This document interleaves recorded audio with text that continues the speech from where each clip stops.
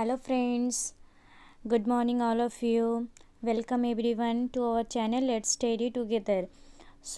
जैसे कि आप सभी लोग को पता है, हम तेलंगाना स्टेट टेट के सोशल स्टडीज़ के क्वेश्चन आंसर को डेली डिस्कस कर रहे हैं। जो इम्पोर्टेंट क्वेश्चन आंसर पिछले प्रीवियस ईयर में जो क्वेश्चंस रिपीटेडली पूछे गए हैं वो क्वेश्चंस को डिस्कस करते हुए और एक कदम आगे बढ़ रहे हैं। देखेंगे आज का क्वेश्चंस क्या है। क्वेश्चंस देखने से पहले मैं ये बताऊंगी, अगर मेरी क्लासेस को आप लोगों को इन्फॉर्मेटिव लगी तो please like share and subscribe ज़रूर कीजिएगा। चलो शुरू करते हैं फर्स्ट क्वेश्चंस पे। क्या है यहाँ पे first questions, the two ends of the axis of the earth are called as. जो एर्थ है उसके जो टू एक्सिस है, चलो एक्सप्लेनेशन पहले देख लेंगे। क्या है, देखो ये डायग्राम देखो, एर्थ के एक्सिस है, see to axis of the earth. जो एक्सिस है, एक north pole and south pole, poles को हम एक्सिस कहते हैं, एर्थ के एक्सिस कहते हैं। तो जो एर्थ के एक्सिस है उसे एक्चुअल हम क्या कहेंगे, मेन क्वेश्चन हमारा ये है, तो हम उसे पोल कहेंगे। जो अपर साइड में रहते हैं उसे हम नॉर्थ पोल कहते हैं, this is north pole, and lower side is called as south pole. And middle में जो लाइन्स आते हैं, इमेजिनरी लाइन आते हैं, उसे हम इक्वेटर कहते हैं। एंड ऊपर see here, this is equator, this shape is called as equator, and upside is tropic of cancer and downside is tropic of capricorn. So India में ट्रॉपिक ऑफ कैंसर पास होते हैं 82 डिग्री एंगल पे, ठीक है। चलो extra information के लिए बता रही हूँ। चलो देखेंगे क्या है। तो हमारे यहाँ पे ऑप्शंस क्या होगा, फर्स्ट का ऑप्शंस होगा डी 4, फर्स्ट का 4 क्या है, poles. Two ends of the axis of the earth are called as poles. चलो सेकंड क्वेश्चन पे जाएंगे।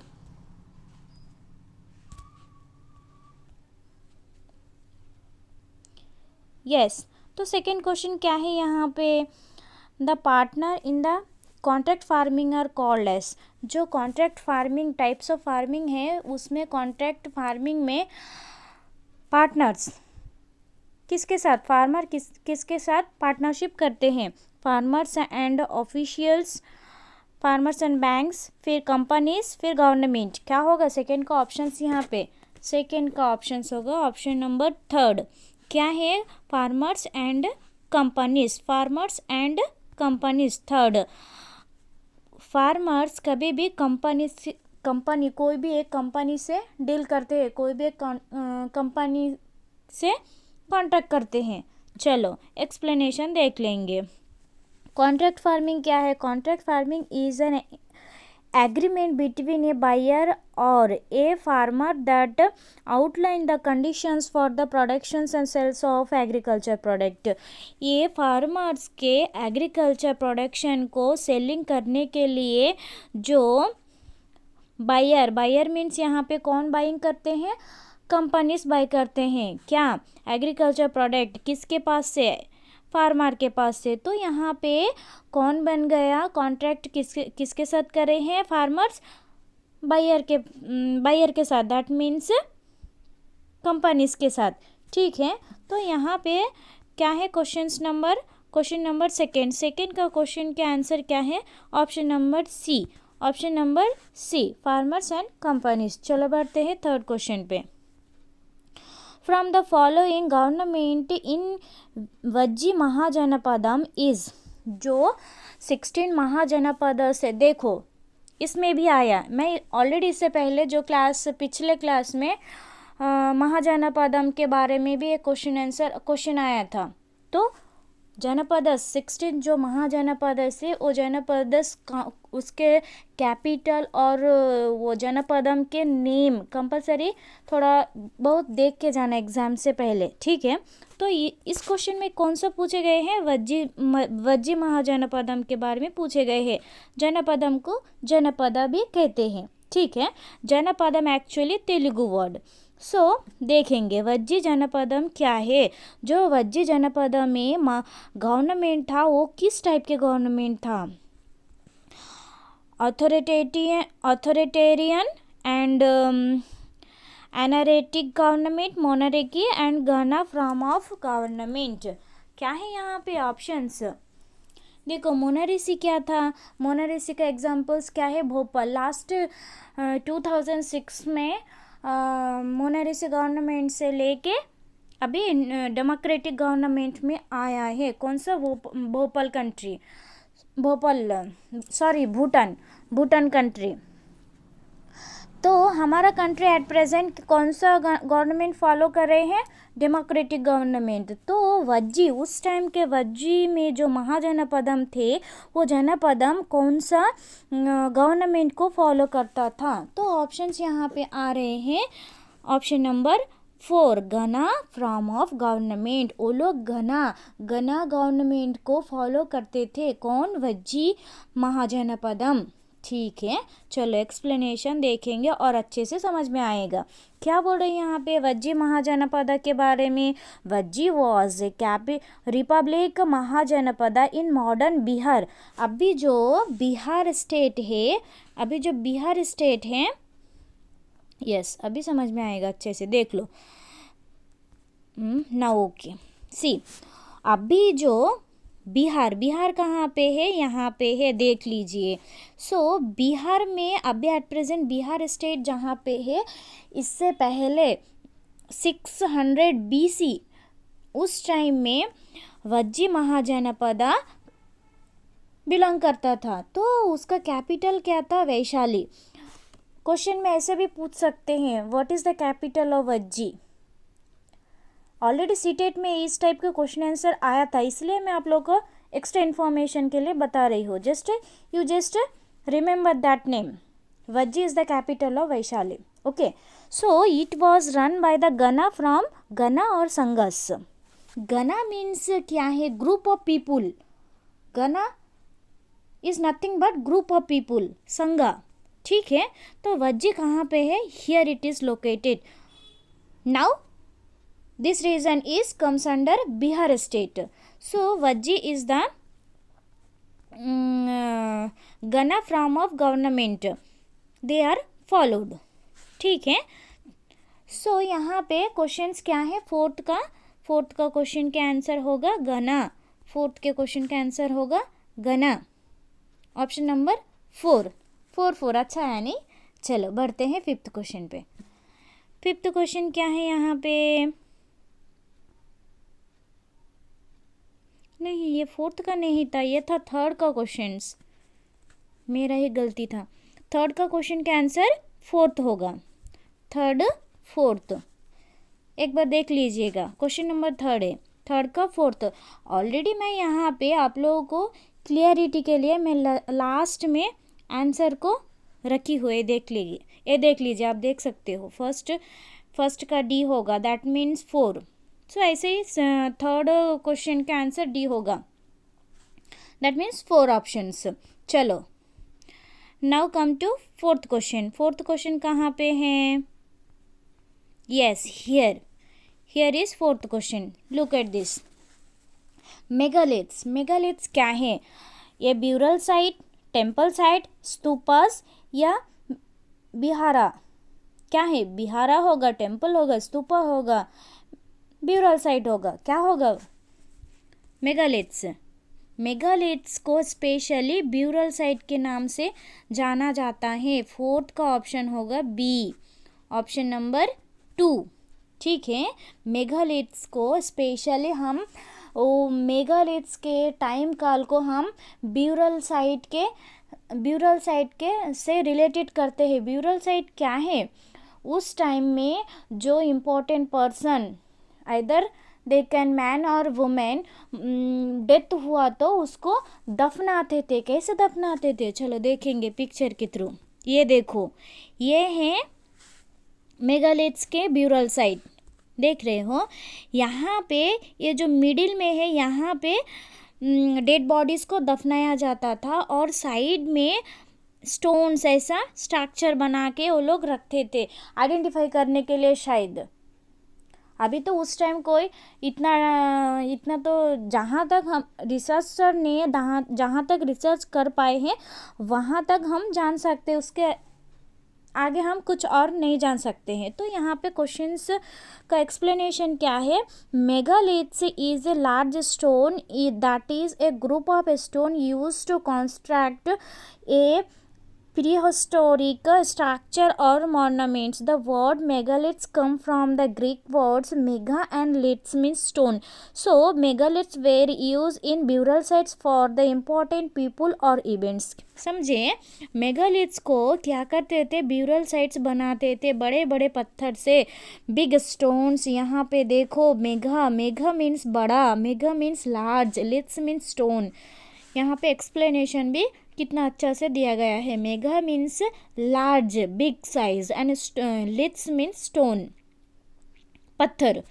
तो मेगालिथ्स किसके लिए, स्पेशली किसके लिए जाना जाता है, मेगालिथ्स को हम ब्यूरल साइट से डिनोट करते हैं। मेगालिथ्स को हम ब्यूरल साइट से डिनोट करते हैं। फोर्थ का ऑप्शन होगा सेकेंड।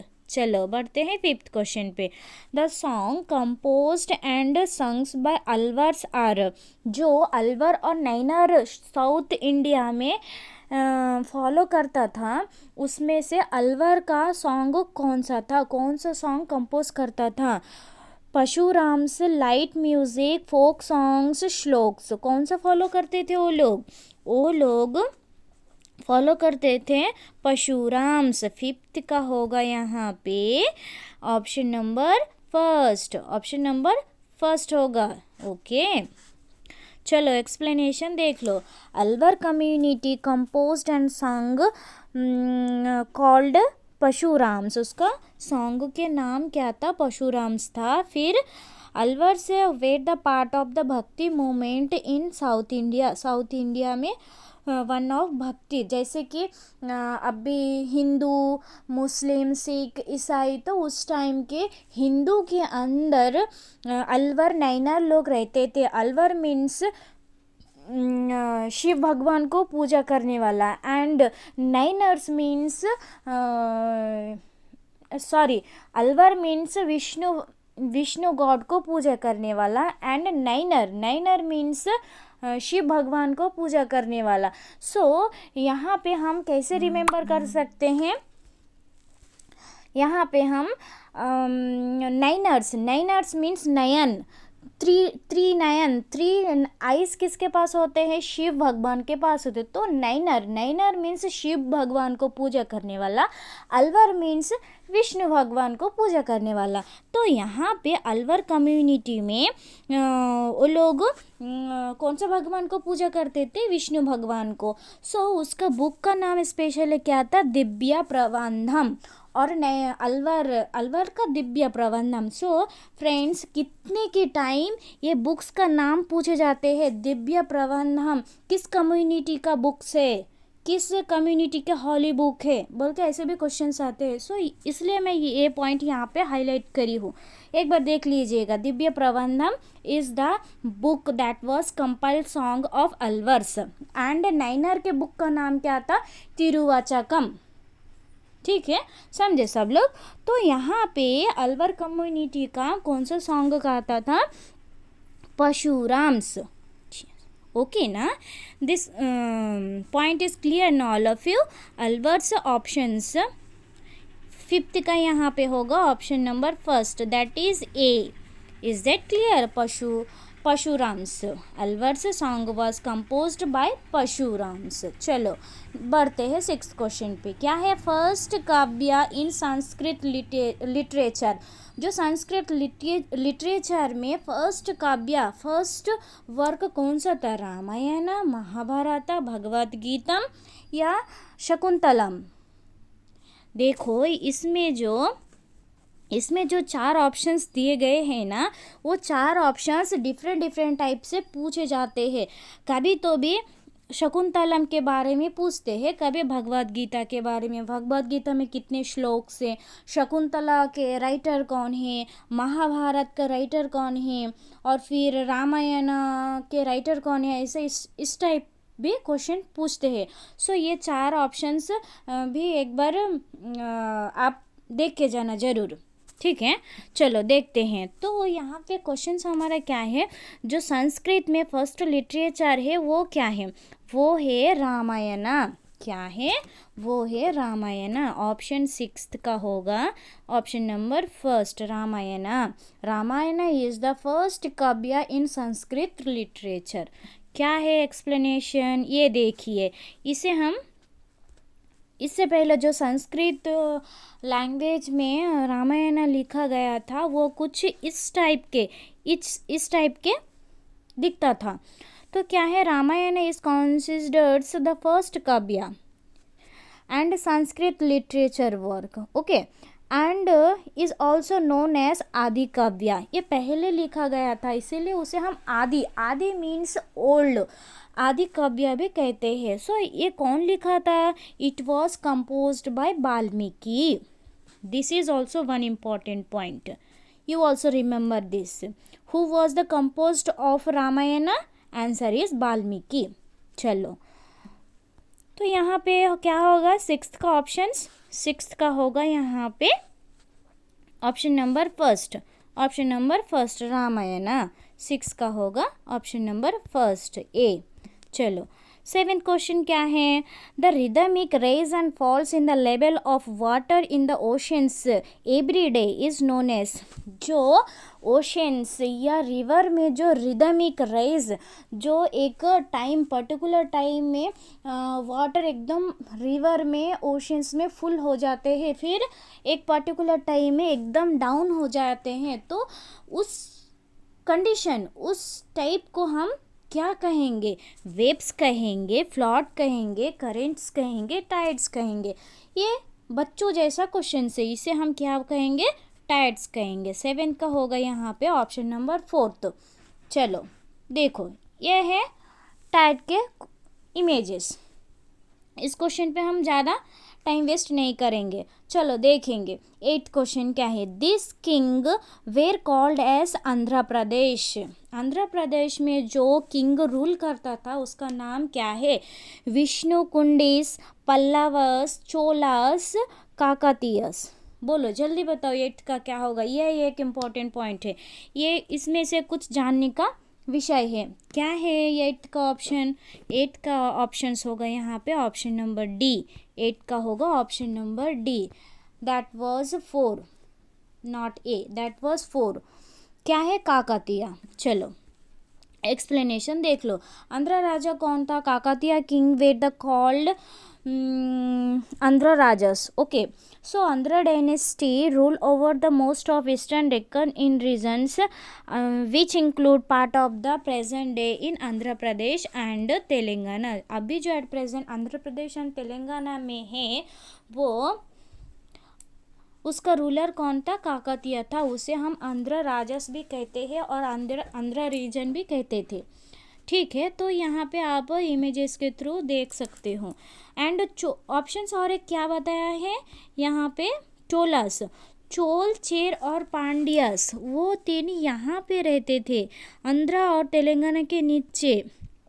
यहाँ पे था चोला, यस यहाँ पे मार्क नहीं हो रहा है, यहाँ पे ऊपर यहाँ पे था चोला, उसके जस्ट नीचे था चेरस, पांड्यास, और यहाँ पे कर्नाटका साइड में था चोल, चेरा, पांड्यास था यहाँ पे। ओके, तो यहाँ पे बेसिकली हमारा क्वेश्चंस क्या है, काकतीय डायनेस्टी अभी at present Andhra Pradesh and Telangana के रीजन्स में है। इससे पहले कहाँ पे, इससे पहले कौन सा आंध्र रीजन्स बोलता था। तो यहाँ पे ऑप्शंस क्या होगा, आंध्र राजास का किंग होगा काकतीयस। क्लियर, 8 का होगा ऑप्शन नंबर 4। चलो बढ़ते हैं 9th क्वेश्चन पे, और 2 क्वेश्चन से बस। जब्त tax was introduced by this minister of in Akbar code. Akbar's code में जो जब्त सिस्टम था, पहले तो हम जब्त सिस्टम के बारे में देखेंगे। कौन है, तोडरमल, अबुल फजल, बीरबल या संग्रामा सिंह, कौन था जो जब्त सिस्टम स्टार्ट किया था। चलो देखते हैं क्वेश्चन के एक्सप्लेनेशन क्या है। Zabt system was a land tax system in Mughal empire that was introduced by Raja Todarmal, the financial minister of empire of Ashoka, Ashoka के दरबार में जो फाइनेंस, अशोक के दरबार में जो फाइनेंस में जो कामकाज संभालता था उसका नाम क्या था? राजा तोडरमल। ओके, सो जब्त सिस्टम भी इसने ही लाया था। किसने लाया था? तोडरमल, राजा तोडरमल। उसे हम वो किस टाइप के टैक्सेस था? लैंड के ऊपर जो भूमि के ऊपर जो टैक्स, जो भूमि के ऊपर कर लगाया जाता था अकबर के शासन काल में, उसे हम जब्ती सिस्टम कहेंगे। और ये किसने स्टार्ट किया था? ये किया था राजा तोडरमल, जो अकबर के फाइनेंशियल मिनिस्टर था। Is it clear all of you? चलो बढ़ते हैं नेक्स्ट 10th क्वेश्चन पे। बढ़ने से पहले यहाँ पे 9th का होगा राजा तोडरमल, फर्स्ट होगा। 9th का होगा फर्स्ट, राजा तोडरमल। चलो अभी बढ़ते हैं 10th पे। ये हमारा लास्ट क्वेश्चन है, उसके बाद इसका आंसर की आंसर यहाँ पे नीचे देख सकते हो, ठीक है। चलो फिर नेक्स्ट 10th क्वेश्चन क्या बोल रहे हैं? Minimum age limit for right to vote in our country. Very easy answer क्या है? Option number D 18 years. 10 का होगा option number 4 D 18 years. Is that clear? इसमें हम ज़्यादा टाइम वेस्ट नहीं करेंगे क्योंकि सब लोगों को ओनली सोशल स्टडीज़ का ऊपर मेन कंसंट्रेशन करे तो नहीं चलेगा। अभी यहाँ पे एसएसटी का मार्क्स कितना रहते हैं? एसएसटी का 60 रहते हैं और सीडीपी का 30 क्वेश्चंस रहता है। फिर language first, language second, total मिला के तो 150 क्वेश्चन आंसर रहते हैं। तो अगर हम टोटल टाइम सीडीपी में या टोटल टाइम एसएसटी में देंगे तो दूसरे सब्जेक्ट हमारा छूट जाएगा। इसीलिए you just save your time and you just make a strategy to your time schedule to read the syllabus. Okay, तो यहाँ पे दिल्ली क्या बताया गया था? हाँ, वोटिंग एज क्या है? जो 19 कहाँ पे? यस, यहाँ पे है। देखो 1951 या 52 में जो कॉन्स्टिट्यूशन, जो आर्टिकल्स में कॉन्स्टिट्यूशन में आर्टिकल बना था, कौन सा आर्टिकल? 326 आर्टिकल में बना था। वोटिंग राइट्स के एज उस टाइम था 21 ईयर्स। उसको कब? 1988 में घटा के 18 ईयर्स कर दिया गया था। यहाँ पे येलो कलर बॉक्स में अच्छा से रीडिंग करके देखो। After 61st of constitutional amendment act in 1988 made effective from March in 1989। जो 1988 में बना था वो इफेक्ट कब हुआ था? 1989 में इफेक्ट हुआ था। उसमें से क्या चेंजेस करा था?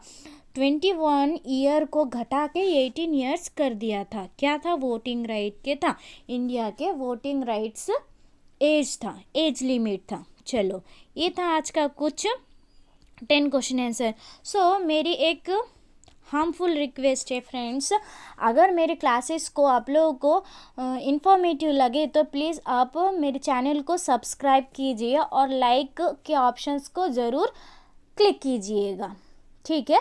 मिलते हैं कल फिर और कुछ इम्पोर्टेंट क्वेश्चन आंसर्स को लेके। चलो तब तक आप पढ़ते और प्रैक्टिस करते रहिए।